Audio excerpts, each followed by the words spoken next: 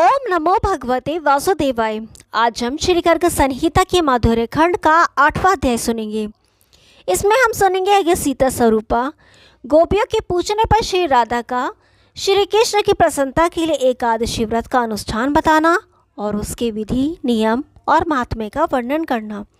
तो आइए शुरू करते हैं।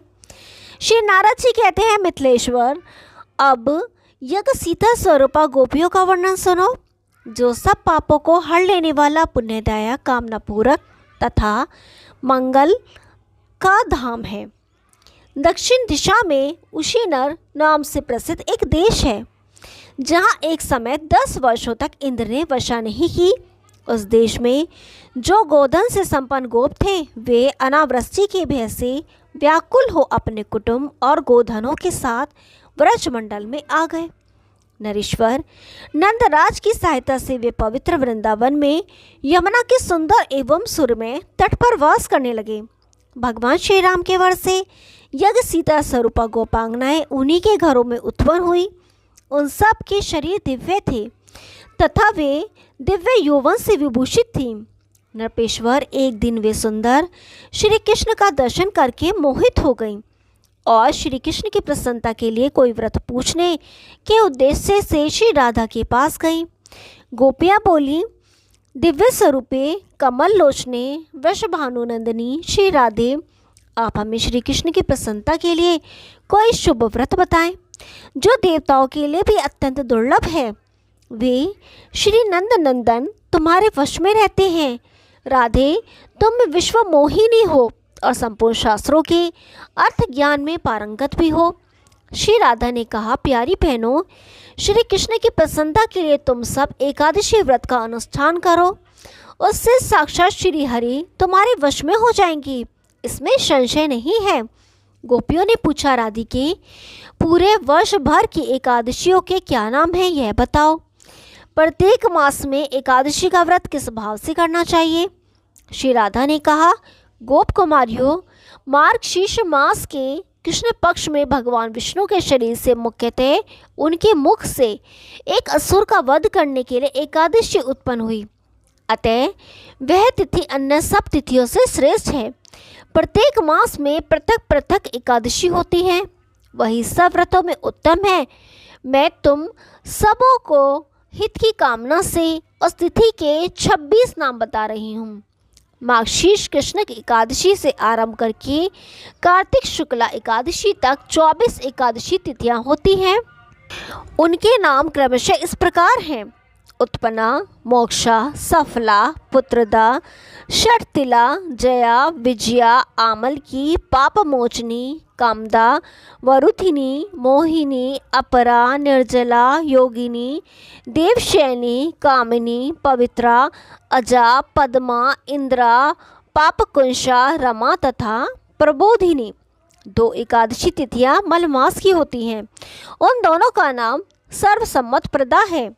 इस प्रकार जो एकादशी के 26 नामों का पाठ करता है, वह भी वर्ष भर की द्वादशी एकादशी तिथियों के व्रत का फल पा लेता है। व्रजांगनाओं, अब एकादशी व्रत के नियम सुनो। मनुष्य को चाहिए कि वह नवमी को एक ही समय भोजन करे और रात में जितेंद्रिय रहकर भूमि पर शयन करे। जब भी एक बार ही पिए, धुला हुआ वस्त्र पहने और तन मन से अत्यंत निर्मल रहे। फिर ब्राह्म मुहूर्त में उठकर एकादशी को श्री हरि के चरणों में प्रणाम करे। तदंतर शौच आदि से निवृत्त हो स्नान करे। कुएं का स्नान सबसे निम्न कोटि का है, बावड़ी का स्नान मध्यम कोटि का है, तालाब और पोखरे का स्नान उत्तम श्रेणी में गिना गया है और नदी का स्नान सबसे उत्तम है। इस प्रकार स्नान करके व्रत करने वाला नरश्रेष्ठ क्रोध और लोभ का त्याग करके उस दिन नीच और पाखंडी मनुष्यों से बात न करे।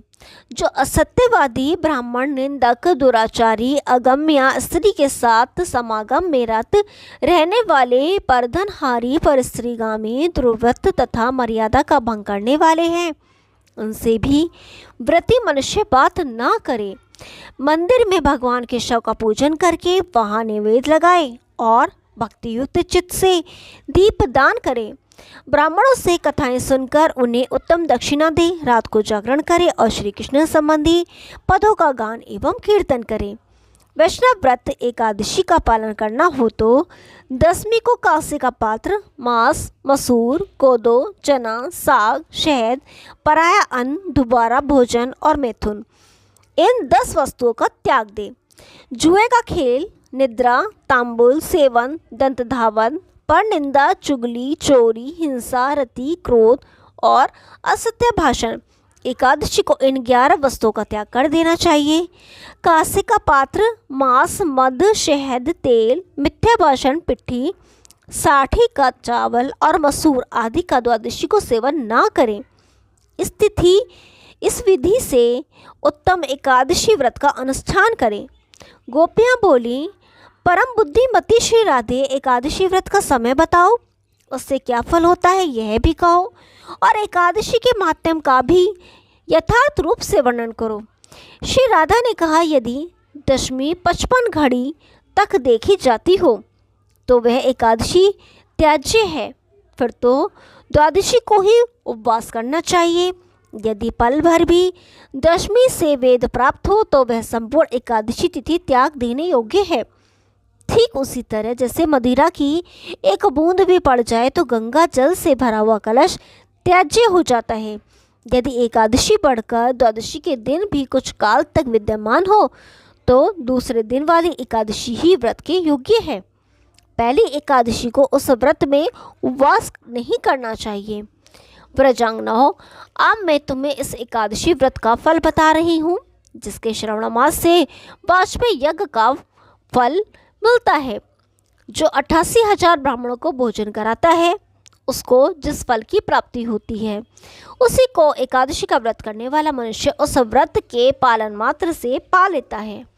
जो समुद्र और वनों सहित सारी वसुंधरा का दान करता है, जो प्राप्त होने वाले पुण्य से भी 1000 गुना पुण्य एकादशी के महान व्रत का अनुष्ठान करने से सुलभ हो जाता है।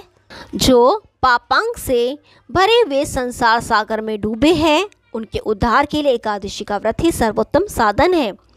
रात्रि काल में जागरण पूर्वक एकादशी व्रत का पालन करने वाला मनुष्य यदि सैकड़ों पापों से युक्त हो तो भी यमराज के रौद्र रूप का दर्शन नहीं करता।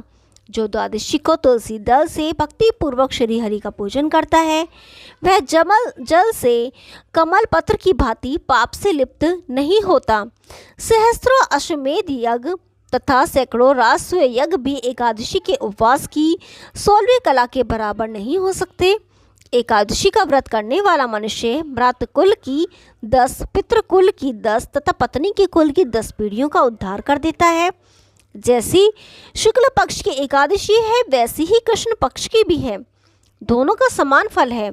दुधारू गाय जैसी सफ़ेद वैसी काली, दोनों का ही दूध एक सा ही होता है। गोपियों, मेरू और मंदराचल के बराबर बड़े बड़े 100 जन्मों के पाप एक और एक ही एकादशी का वक्त दूसरी ओर हो, वह उन पर्वोत्तम पापों को उसी प्रकार जलाकर भस्म कर देती है जैसे आग की चिंगारी रुई के ढेर को दग्ध कर देती है।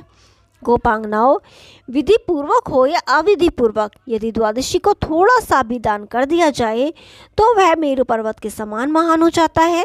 जो एकादशी के दिन भगवान विष्णु की कथा सुनता है, वह 7 दीपों से युक्त पृथ्वी के दान का फल पाता है। यदि मनुष्य शंखोद्धार तीर्थ में स्नान करके गदाधर देव के दर्शन का महान पुण्य संचित कर ले तो भी वह पुण्य एकादशी के उपवास की 16वीं कला की भी समानता नहीं कर सकता है। प्रभास, कुरुक्षेत्र, केदार, बद्रिकाश्रम, काशी तथा सूकर क्षेत्र में चंद्र ग्रहण, सूर्य ग्रहण तथा 4 लाख संक्रांतियों के अवसर पर मनुष्यों द्वारा जो दान दिया गया हो, वह भी एकादशी के उपवास की 16वीं कला के बराबर नहीं है। गोपियों, जैसे नागों में शेष, पक्षियों में गरुड़, देवताओं में विष्णु, वर्णों में ब्राह्मण, वृक्षों में पीपल तथा पत्रों में तुलसी दल सबसे श्रेष्ठ है, उसी प्रकार व्रतों में एकादशी तिथि सर्वोत्तम है। जो मनुष्य 10,000 वर्षों तक घोर तपस्या करता है, उसके समान ही फल वह मनुष्य भी पा लेता है जो एकादशी का व्रत करता है। ब्रजांगनाओं, इस प्रकार मैंने तुमसे एकादशियों के फल का वर्णन किया। अब तुम शीघ्र इस व्रत को आरंभ करो। बताओ अब और क्या सुनना चाहती हो। ओम नमो भगवती वासुदेवाय। नवा अध्याय कल सुनेंगे। तब तक के लिए नमस्कार।